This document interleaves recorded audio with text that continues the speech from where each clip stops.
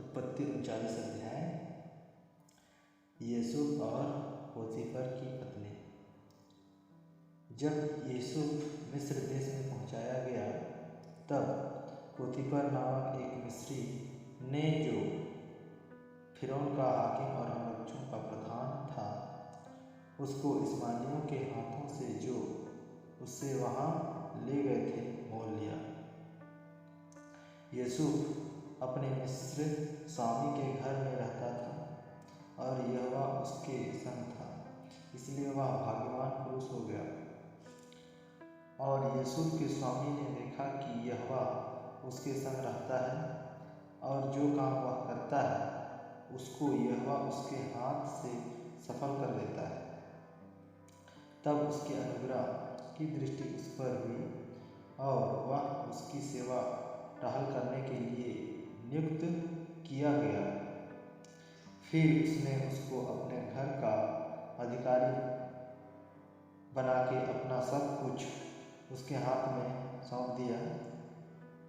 जब से उसने उसको अपने घर का और अपनी सारी संपत्ति का अधिकारी बनाया, तब से यहोवा यूसुफ के कारण उस मिस्र के घर पर आशीष देने लगा।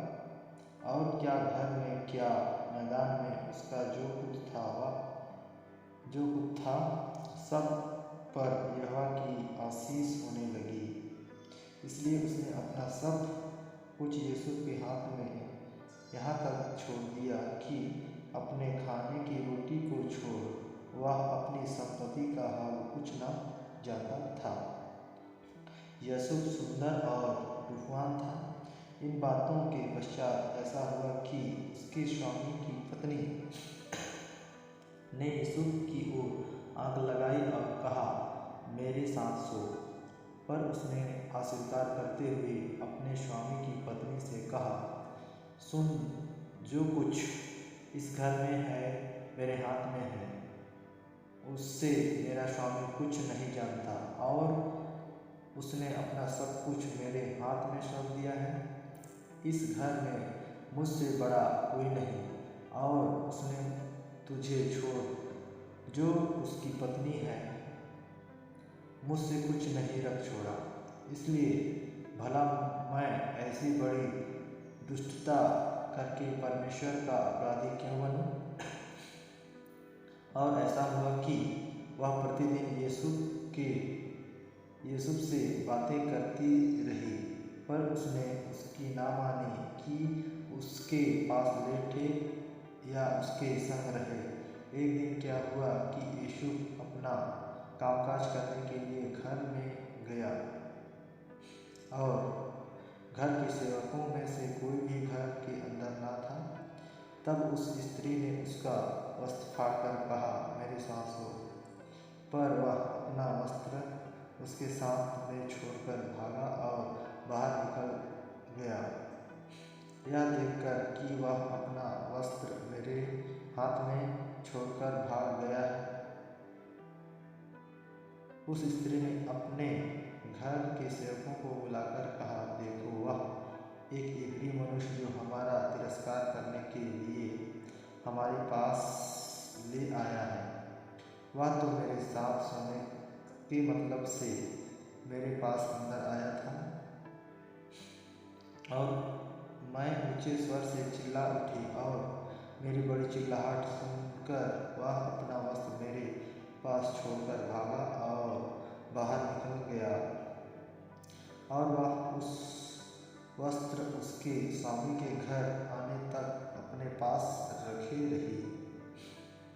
तब उसने उससे इस प्रकार की बातें कही, वह इब्री दास जिसको तू हमारे पास ले आया है, वह मुझसे हंसी करने के लिए मेरे पास आया था।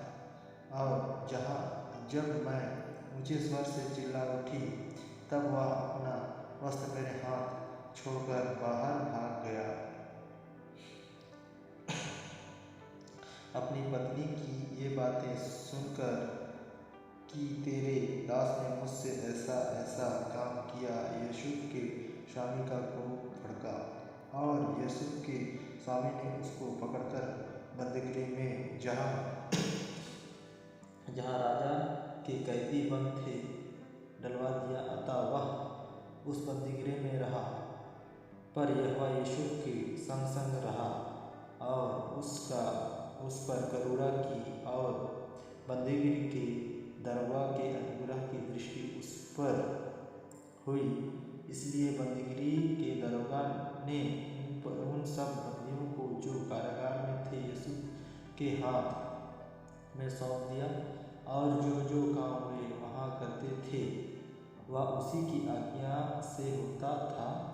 यूसुफ के वंश में जो कुछ था उसमें से बंदीगृह के दरोगा को कोई भी वस्तु देखनी ना पड़ती थी, क्योंकि यहोवा यूसुफ के साथ था, और जो कुछ वह करता था यहोवा उसको उसमें सफलता देता था।